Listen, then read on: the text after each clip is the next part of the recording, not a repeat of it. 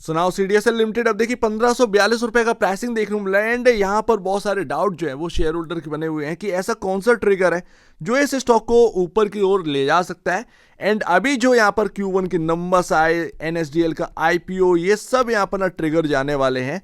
क्या ये स्टॉक के अंदर प्रॉफिट बुकिंग आने वाली? Hi, this is Dev and watch it traders diary. तो जिस तरीके की गिरावट दिख रही है, अगर आप देखें और समझेंगे तो बहुत सारा यहाँ पर पैसा जो है वो लूज कर चुके हैं शेयर होल्डर। अब देखेंगे तो 1800 रुपए का जो हाई लगा है वो वापस से मुड़कर हमने देखा नहीं, एक डबल टॉप जैसा यहाँ पर ना हमें देखने को मिल रहा है।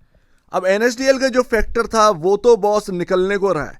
एनएसडीएल का वैल्यूएशन अगर आप देखें तो आपसे काफ़ी चीपर वैल्यूएशन पर आ रही है। हालांकि एनएसडीएल का जो वर्क है वो आपसे थोड़ा सा डिफरेंट है, वो कमाते किसी और चीज़ से हैं, आप टोटल मार्केट पर डिपेंड है। मैं सीडीएसएल की बात कर रहा हूँ, टोटल यहाँ पर ना स्टॉक मार्केट से जो सर्विसेज हैं जो ये प्रोवाइड करवाते हैं उससे यहाँ पर मेन सोर्स है इनका। तो ऐसा नहीं है कि कोई बाहरी सोर्स है। तो यहाँ पर एनएसडीएल और सीडीएसएल काफ़ी अलग हो जाते हैं। खैर, यहाँ पर वैल्यू यहाँ पर सीडीएसएल को ही देनी पड़ेगी सही मायने में। बाई प्रॉफिटेबिलिटी में आपसे बात कर चुका, बट अभी अगर आप देखेंगे Q1 का नंबर जो कि आपका खुद का यहाँ पर ना एक ट्रिगर है, वो कहीं ना कहीं एक तरीके से अच्छा भी है, बट यहाँ पर ना वो एक पेपर बेसिस पर देखेंगे तो बिल्कुल खराब भी है। एंड इसीलिए यहां पर ना थोड़ा सा ये डाउट करने वाली बात है कि ये जो ऑल टाइम हाई का पहले एक सोच रखे थे सभी लोग कि ऑल टाइम हाई 2000 रुपए का कटेगा एंड उसके ऊपर यहाँ पर ना ये स्टॉक निकलता हुआ नजर आएगा, सारी बातें कहीं ना कहीं एक डब्बे में जाती हुई देखने को मिल रही। मैं समझाता हूं आपको। यहां पर अगर आप देखोगे तो ऑपरेटिंग प्रॉफिट के अंदर एक डिसेंट रिकवरी देखने को मिली है। मतलब आप देखेंगे सितंबर क्वार्टर में, ये आप सितंबर 2024 की बात कर रहा हूं, 200 करोड़ का ऑपरेटिंग प्रॉफिट था, फिर 161 करोड़ हुआ एंड 109 करोड़ डायरेक्टली। बट जून वाले में अगर आप देखोगे तो 130 करोड़ का यहां पर देखने को मिला। ईयर ऑन ईयर बेसिस पर हम नहीं देख सकते, कोई इसके बारे में बात क्यों नहीं करता पता नहीं है। 3 क्वार्टर हमारे खराब निकले हैं तो हमें बिजनेस का एक ना गिरता हुआ स्तर देखने को मिल रहा था। जब भी बिजनेस के अंदर कुछ प्रॉब्लम आती है तो उसके बाद हम क्वार्टर दर क्वार्टर बेसिस पर जज करते हैं जब तक वो रिकवरी नहीं हो जाती। अब जैसे सितंबर वाला जो आपका ऑपरेटिंग प्रॉफिट था 200 करोड़, जब हम यहां तक पहुंच जाएंगे तब आप ईयर ऑन ईयर बेसिस पर देखिएगा, ठीक है ना, तो ज्यादा बेहतर। ईयर ऑन ईयर बेसिस पर अभी देखने का कोई मतलब है ही नहीं। बिजनेस में रिकवरी चाहिए तो क्वार्टर दर क्वार्टर बेसिस देखना पड़ेगा। तो ये काफी प्लस पॉइंट है, काफी नहीं बहुत बड़ा प्लस पॉइंट है, एक रिकवरी देखने को मिली, क्योंकि क्वार्टर दर क्वार्टर बेसिस पर हम तो टूटे चले जाते। बट अभी हुआ क्या है, नेट प्रॉफिट, ये टैक्स जो 32% आपका लग गया है ना, उसकी वजह से 102 करोड़ रुपए का ही सिर्फ प्रॉफिट निकल कर आए, जो आपका यहां पर ना पेपर पर चढ़ा हुआ। अब यही तो प्रॉब्लम है, अर्निंग पर शेयर कितना ही बढ़ा होगा। तो एक तरफ देखेंगे तो ऑपरेटिंग प्रॉफिट में एक डिसेंट रिकवरी देखने को मिली है, वो प्लस पॉइंट है। बट एक रियलिटी देखेंगे अर्निंग पर शेयर में कितना ग्रोथ हुआ, तो कुछ भी नहीं हुआ। 100 करोड़ का 102 करोड़ हो गया। एंड इसी से आपका यहां पर ना पूरा पी रेशियो कैलकुलेट होना है, ईपीएस बनेगा, तो बात यहां पर आकर खराब हो जाती। एंड दैट्स वाई ना इस क्वार्टर के बाद ना तो वो पी रेशियो में कुछ चेंज आया, खास कुछ मतलब हुआ नहीं। ये क्वार्टर हमारे लिए बिल्कुल फ्लैट निकल गया वैल्यू के मामले में। यही अगर 32% टैक्स ना लगता तो क्वार्टर बड़ा यहां पर ना शानदार निकलने वाला था। लोग अच्छी अच्छी बातें करते हैं, बट हाँ, इनर साइड आपका ठीक थोड़ा सा देखने को मिला है। बट ऐसा नहीं है कि एक क्वार्टर में कुछ ही हो जाना है। ध्यान रखिएगा, एक क्वार्टर में कुछ भी समझ में नहीं आया, अगले 1 से 2 क्वार्टर और देखिएगा, तब यहां पर समझ में आएगा कि बिजनेस में रिकवरी आ रही है या नहीं आ रही है। तो ये काफी इंपॉर्टेंट है, एक क्वार्टर से कभी भी कुछ भी समझ में नहीं आता, ध्यान रखना है ये बात। अभी अगर आप देखेंगे तो क्या देखने को मिला है, शेयर होल्डिंग पैटर्न देखिए। यहां पर ना आपके सामने जो लगातार एक ना शेयर होल्डर की यहां पर ना पोजीशन जो है वो स्ट्रांग हो रही है। एनएसडीएल के कंपैरिजन आज की डेट में, मतलब अगर आप देखेंगे एनएसडीएल फेल हो चुका है, एनएसडीएल वाकई में फेल हो चुका है सीडीएसएल के कंपैरिजन। बट यहां पर ना अगर आप देखेंगे तो एनएसडीएल का ऑलमोस्ट यहां पर सीडीएसएल के कंपैरिजन जो वैल्यूएशन देखेंगे तो वो यहां पर कम ही देखने को मिल रहा है।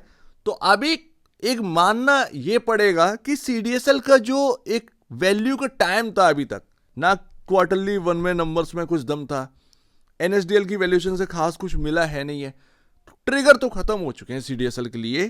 करंट में जो वैल्यू है ना 32,180 करोड़ की, ये ठीक ठाक वैल्यूएशन है।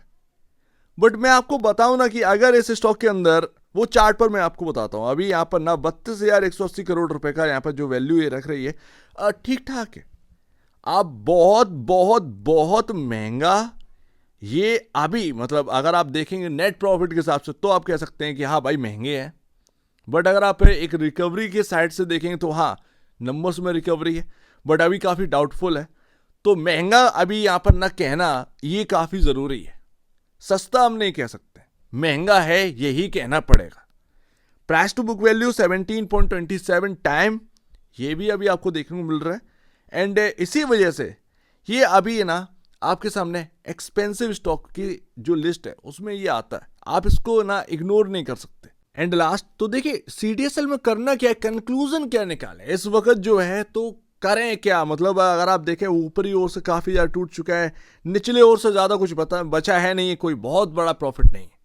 तो यहाँ पर मैं आपको बताऊँ ना, ये अभी सबको ट्रैप कर रहा है, ये एक फैक्ट है। क्योंकि भाई 1800 पे जिसने भी खरीदा वो भी फंसा हुआ है, 1700 पर जिसने खरीदा वो भी फंसा हुआ है, नीचे में जो बाई कर रखा है बॉस उनका भी मेंटेलिटी के साथ खेल रहा है। एक तरीके से बिल्कुल एक ऐसी जगह पर है जो बिल्कुल ट्रैप जैसा महसूस करवा रही। मैं सिर्फ यहाँ पर सपोर्ट और रेजिस्टेंस की बात कर सकता हूँ, इससे ज़्यादा है नहीं है कुछ समझाने के लिए, क्योंकि जो फैक्टर्स थे, जो ट्रिगर थे अपने पास, वो सब जा चुके हैं। NSDL का IPO भाई बस कुछ ही दिन में आपका जो है स्टार्टिंग हो जाएगी, वैल्यूएशन तो निकली आई है, तो कुछ बचा नहीं।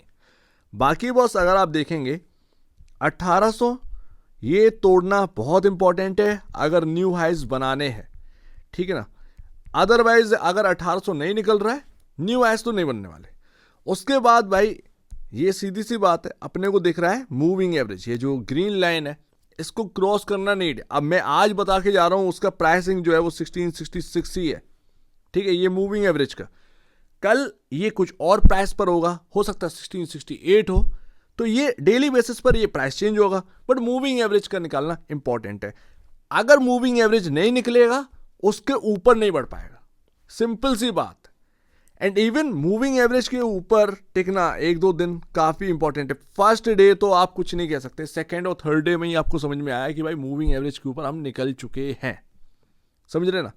तो ये बात है, और अगर मूविंग एवरेज के ऊपर निकल रहे हैं सो बॉस कहीं ना कहीं एक तैयारी हो रही होगी 1800 ब्रेक करने की, इतना आप समझो। मूविंग एवरेज 1666 रुपये निकालना काफ़ी इंपॉर्टेंट है, नहीं निकलेगा दम नहीं आएगा, ठीक है। अब बस सबसे इंपॉर्टेंट जगह पर जो दो मूविंग एवरेज है आपका 200 और 100 डेमा, वो आपका यहाँ पर है भाई, जहाँ पर आप सपोर्ट ले रहे हैं। आज का जो लो है उसके थोड़ा सा मुश्किल से आप 7 से 8 रुपए नीचे कह सकते हैं आपका 200 डेमा है, जहाँ से आप थोड़ा बचने की कोशिश कर रहे हैं।